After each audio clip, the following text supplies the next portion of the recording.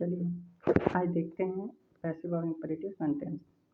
Imperative sentence का passive कैसे बनता है, ठीक ना, उसको हम लोग आज देखते हैं। ठीक, सबसे पहले इम्परेटिव सेंटेंस क्या होता है उसको समझ लेते हैं। A sentence which makes a command is known as imperative sentence। एक सेंटेंस ऐसा जो क्या मतलब कि निर्माण करता हो, एक कमांड, कमांड मीन्स आदेश, ठीक, उसे हम क्या कर सकते हैं, इम्परेटिव सेंटेंस। ठीक, स्ट्रक्चर क्या होता है, मेन वर्ब का फर्स्ट फॉर्म, ऑब्जेक्ट, अदर। ठीक,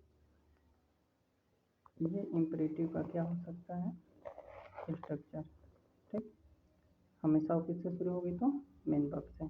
ठीक, इम्परेटिव सेंटेंस हमेशा मेन वर्ब से शुरू होती है। ठीक है, ये फोकस करना है, क्योंकि आप ऐसे ही देखिएगा जब कभी भी किसी को आदेश देना होता है तो हम कैसे शुरू करते हैं, मेन वर्ब से। गो देयर, ठीक, कम हियर, डू दिस, ठीक, डोंट टच, ठीक, ये सब क्या है, तो इम्परेटिव सेंटेंस के, ठीक ना, सब वाक्य जो क्या होते हैं, मेन वर्ब से शुरू होते हैं। ध्यान देने वाली बात है, जब इसका नेगेटिव सेंटेंस बोला जाता है तो होता है डोंट से। ठीक, मेन वर्ब से पहले क्या लगा लेते हैं, डोंट या डू नॉट। ठीक, तो देखते हैं कि इम्परेटिव सेंटेंस का पैसिव कैसे बनेगा। चलिए, रूल नंबर फर्स्ट है, ठीक, यदि सेंटेंस में मेन वर्ब का फर्स्ट फॉर्म उसके बाद ऑब्जेक्ट आया हो, ठीक, ये डैश डैश इसलिए लिखा गया है कि ऑब्जेक्ट के बाद जो भी कुछ चीज़ें रहती हैं, ठीक है, उसको हमको फोकस करना नहीं है, उसको एज इट इज यहाँ पे उतार देना है पैसिव में। मेन फोकस क्या करना है, तो मेन वर्ब और उसका ऑब्जेक्ट, यही इशू है।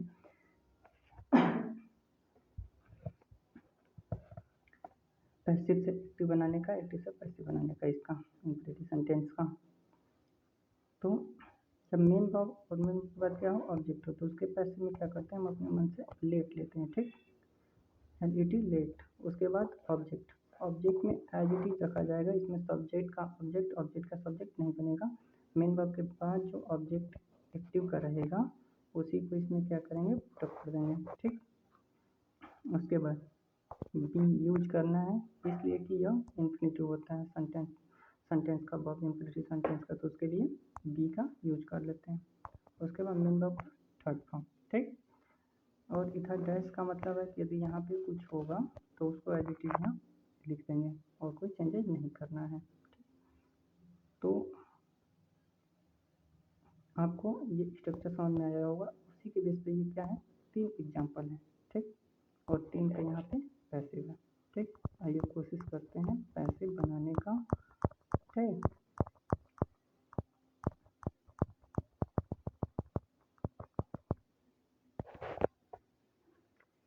एग्जाम्पल नंबर फर्स्ट है, रीड दिस बुक। इसमें रीड जो है वो मेन वर्ब है, दिस बुक ऑब्जेक्ट है। इसका पैसिव जो होगा, सबसे पहले क्या लेंगे, लेट, लेट के बाद ऑब्जेक्ट यानी कि दिस बुक, बुक के बाद बी, बी के बाद मेन पर थर्ड फॉर्म, रीड का थर्ड फॉर्म रीड ही होगा। ठीक, इसके रीड के बाद बुक के बाद इसमें कुछ है नहीं तो इसको ऐसे ही छोड़ देंगे। ठीक ना, यदि रहता तो इसके आगे ऐड कर देते हैं। सेकंड एग्जाम्पल है हेल्प मी, तो सबसे पहले क्या लेंगे, लेट, उसके बाद मी ऑब्जेक्ट है तो इसको यहाँ पे ले लेंगे, उसके बाद बी, उसके बाद हेल्प, मेन वर्ब का थर्ड फॉर्म। अच्छा, जब इसी का नेगेटिव रहेगा, ठीक, इम्परेटिव सेंटेंस का, ठीक ना, यदि नेगेटिव रहेगा तो किससे शुरू होगा, don't say. Don't touch him, don't touch him. ठीक, तो इसके लिए क्या करेंगे, सबसे पहले लेट, उसके बाद हिम ऑब्जेक्ट, और जो डोंट है इसको हम इसमें से रिमूव करके इसके बजाय यहाँ पे क्या लिख देंगे, इसके लिए नॉट, केवल नॉट, उसके बाद बी, उसके बाद टच, मेन वर्ब का थर्ड फॉर्म। ठीक, तो ये क्या है, इम्परेटिव सेंटेंस के फर्स्ट रूल का क्या है, ये स्ट्रक्चर और उसके एग्जाम्पल थे। ठीक ना, जो हम एक्टिव से पैसिव बनाने का यहाँ पे एक कोशिश किए हैं। चलिए आगे देखते हैं, रूल नंबर 2। रूल नंबर 2 में स्ट्रक्चर है आपका मेन वर्ब का फर्स्ट फॉर्म विदाउट ऑब्जेक्ट, ठीक। अच्छा, जब विदाउट ऑब्जेक्ट वर्ब होती है इम्पेरेटिव जब वर्ब होती है तो उसे कहते हैं इंट्रांजिटिव वर्ब। तो यदि इम्पेरेटिव सेंटेंस में इंट्रांजिटिव वर्ब हो तो उसे किससे बनाते हैं, यू आर ऑर्डर्ड से, ठीक। किससे बनेगा, यू आर ऑर्डर्ड से। तो सबसे पहले हम ये इतना जो टर्म है यू आर ऑर्डर्ड, ये अपने मन से लेंगे जब भी कभी इम्पेरेटिव सेंटेंस का वर्ब ट्रांजिटिव हो, यानी कि उसका ऑब्जेक्ट ना हो। ऑब्जेक्ट आएगा तो लेट ले लेंगे, उसके बाद क्या मान लेंगे, ऑब्जेक्ट मान लेंगे, ऑब्जेक्ट रख लेंगे, लेट अपने मन से लेंगे उसके बाद भी। लेकिन जब ऑब्जेक्ट ही ना हो तो उसके लिए क्या करते हैं, यू आर ऑर्डर्ड अपने मन से उसमें रखते हैं, ठीक। उसके बाद क्या करते हैं, कनेक्टेड के लिए टू का यूज करते हैं, फिर मेन प्रीपोजिशन टू का यूज करते हैं, उसके बाद मेन वर्ब का फर्स्ट फॉर्म, ठीक है, मेन वर्ब का फर्स्ट फॉर्म, ठीक। फर्स्ट फॉर्म मतलब इसी का जो वर्ब रहेगा उसी को इसमें क्या कर देंगे, पुटअप कर देंगे। उसके बाद डैश डैश है, यदि इसके बाद ऑब्जेक्ट ना हो लेकिन इसमें कुछ अनदर चीज़ें हो तो उसको वैसे ही क्या करेंगे, मेन वर्ब के बाद रख देंगे। जैसे एग्जांपल देखते हैं,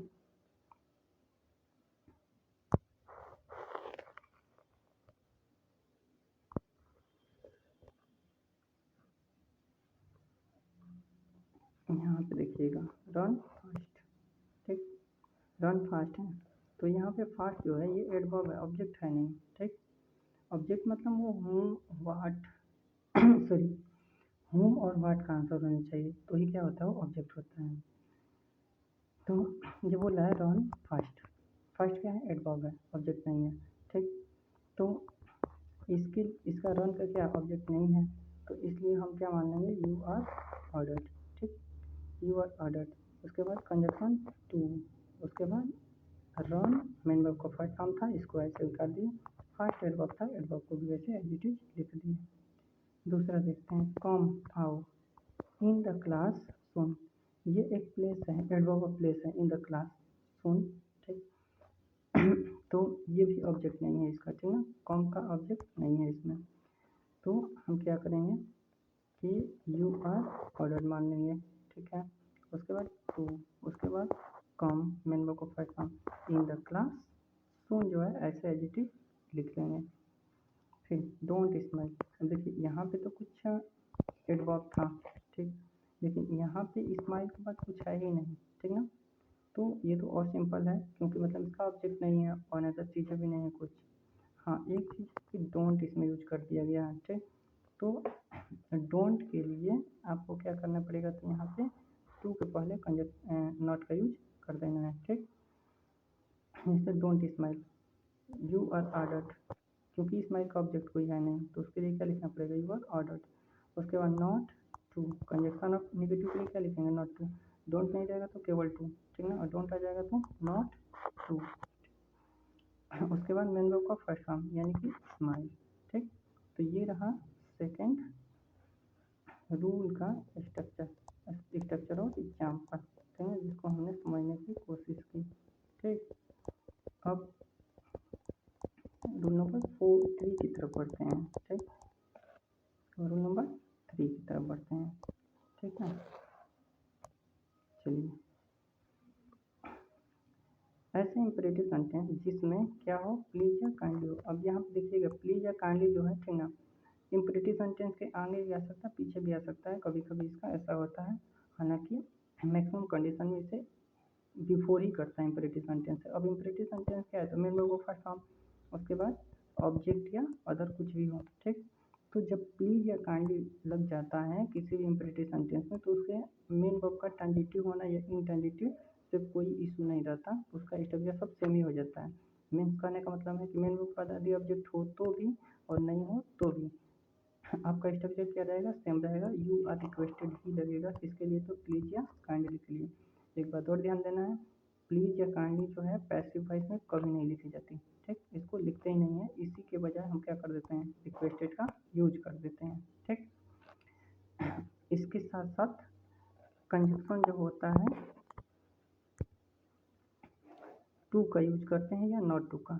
टू और नॉट टू इसलिए दिया गया है कि यदि अफर्मेटिव सेंटेंस रहेगा, सॉरी पॉजिटिव सेंटेंस रहेगा इंपरेटिव का, तो उसके लिए टू का यूज़ करेंगे, और यदि निगेटिव सेंटेंस रहेगा तो उसके लिए कंजंक्शन नॉट टू का यूज़ करेंगे। ठीक, तो पूरा इसका पैसिव क्या हो जाएगा, यू आर रिक्वेस्टेड टू या नॉट टू, उसके बाद मेन वर्ब का फर्स्ट फॉर्म, ठीक है। मेन वर्ब के फर्स्ट फॉर्म के बाद जो कुछ भी रहेगा उसको एज इट इज ऊपर लिख देंगे। ठीक, एग्जाम्पल के थ्रू सीखते हैं, देखते हैं। चलिए, एग्जाम्पल नंबर फर्स्ट है, प्लीज़ हेल्प मी। अच्छा, ये देखिए, इसमें यदि प्लीज़ नहीं लगा होता, केवल हेल्प में लगा होता तो हम क्या करते हैं, लेट से बना लेते इसको। ठीक, लेकिन यहाँ पे चूँकि क्या आ गया है, प्लीज़ आ गया है, तो प्लीज़ आ गया है तो इसको किससे बनाएंगे, यू आर रिक्वेस्टेड से। ठीक, तो क्या हो जाएगा, पहले प्लीज़ के लिए क्या लिखेंगे, यू आर रिक्वेस्टेड। अब ये चूँकि पॉजिटिव है, नेगेटिव तो है नहीं, तो कंजक्शन केवल क्या लिखना है, टू। उसके बाद help me as it is उतार देना है, इम्पेरेटिव सेंटेंस को जो रहेगा सो वैसे उतार देना। बस प्लीज या काइंडली को हम क्या कर देंगे, हटा के उसके बजाय क्या लिख देंगे, यू आर रिक्वेस्टेड। यदि डोंट रहेगा तो इम्पेरेटिव सेंटेंस से पहले यदि डोंट रहेगा तो उसके लिए कंजक्शन पे नॉट टू रख देंगे और कोई चेंज नहीं करना है। जैसे सेकंड एग्जांपल में देखिए, यहाँ पे प्लीज के बजाय क्या लिखा गया, काइंडली। तो काइंडली हो या प्लीज हो, दोनों के लिए सेम। ठीक, इसके साथ साथ क्या जुड़ गया है, don't disturb me. Imperative sentence का है आपका, यहाँ से डिस्टर्ब मी, और ये निगेटिव दिखाया गया है इम्पेरेटिव सेंटेंस को डोंट से। उसके बाद काइंडली, तो काइंडली डोंट डिस्टर्ब मी, ठीक है। तो इसका पैसिव क्या हो जाएगा, पहले तो काइंडली के लिए हम यू आर रिक्वेस्टेड जोड़ेंगे। ठीक, डोंट के लिए नॉट का यूज करेंगे। ठीक, उसके बाद डिस्टर्ब मी को लिखेंगे किससे, टू से जोड़ के। ठीक, तो ये क्या हो जाएगा हमारा प्लीज या काइंडली का, ठीक ना, जो पैसिव है उसका ये रूल था। ठीक, चलिए आगे देखते हैं रूल नंबर 4। ठीक, रूल नंबर 4, रूल नंबर 4 में क्या, देखिए इसमें पहले से ही लेट लिख रखा है, ठीक ना, लेट। उसके बाद इनडायरेक्ट ऑब्जेक्ट है, इनडायरेक्ट ऑब्जेक्ट का मतलब क्या होता है, तो देखिए आई का इनडायरेक्ट ऑब्जेक्ट मी, वी का अस, क्यू का यू, टी का सी का हर, ईट का ईट ही होता है, और दे का देम। मतलब जो ऑब्जेक्ट किसी पर्सन के लिए यूज किया जाता है उसे हम क्या कर लेते हैं, इनडायरेक्ट ऑब्जेक्ट। ये सभी किसके आंसर होते हैं, तो होम के, किसके, होम के। तो शॉर्ट लैंग्वेज में हम यह भी कर सकते हैं कि होम का आंसर क्या होता है, इनडायरेक्ट ऑब्जेक्ट। तो देखिए इस 4 स्ट्रक्चर में आपको क्या मिलेगा, लेट, लेट के बाद इनडायरेक्ट ऑब्जेक्ट, यानी किसी पर्सन का क्या मिलेगा, वहाँ पे ऑब्जेक्ट मिलेगा। उसके बाद मेन वर्ब का फर्स्ट फॉर्म, उसके बाद ऑब्जेक्ट, ऑब्जेक्ट यहाँ पे दोनों में से कुछ भी आ सकता है, इनडायरेक्ट ऑब्जेक्ट या डायरेक्ट ऑब्जेक्ट, जो भी आ जाए। ठीक, तो वो यहाँ पे रहेगा, ठीक है। उसके बाद देखिए अब इसका पैसिव बनेगा, तो लेट पहले लगेगा, ये लेट लेट तो लगेगा ही, ठीक ना। उसके बाद ऑब्जेक्ट, अब ये ऑब्जेक्ट जो है जो यहाँ पे दिया हुआ है उस ऑब्जेक्ट को यहाँ पे लिखना है। ठीक, उसके बाद बी का यूज करना है, बी के बाद मेन वर्ब का थर्ड फॉर्म का यूज करना है। उसके बाद बाई लिखना है, बाई के बाद इनडायरेक्ट ऑब्जेक्ट, मीन्स यहाँ पे जो ऑब्जेक्ट है आपका, इसको कहाँ पे लिख देंगे, बाई के बाद। ठीक, चलिए एग्जाम्पल से देखिए इसको,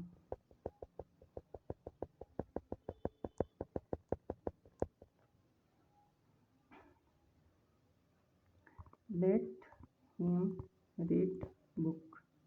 ठीक, लेट हिम रीड बुक, इसका पैसिव क्या हो जाएगा, तो लेट, अब ऑब्जेक्ट क्या है, तो बुक, तो यहाँ पे क्या लिखेंगे, बुक। उसके बाद दी, ठीक, रीड का third form read, by, indirect object क्या था, हिम, तो हिम लिखते हैं। अच्छा, इसमें निगेटिव देखिए डोंट का यूज होगा, तो सीधी बात है जैसे फर्स्ट रूल में था, लेट के बाद ऑब्जेक्ट लिखना था, ऑब्जेक्ट के बाद नॉट लिखना था, नॉट के बाद बी का यूज करना था, सेम वैसे ही करना है। बस इसमें बाई हर जो इसमें ऑब्जेक्ट दे रहा है एक एक्स्ट्रा, उसको पीछे लिख देना है। तो don't let her eat food का पैसिव क्या हो जाएगा, तो let food not taken by her. ठीक, आई होप आपको समझ में आ गया होगा इतना, ठीक ना। यदि इसके बावजूद भी नहीं समझ में आता है तो आप हमसे व्हाट्सएप के थ्रू मतलब डिस्कस कर सकते हैं, पूछ सकते हैं इसको। ठीक, थैंक यू वेरी मच।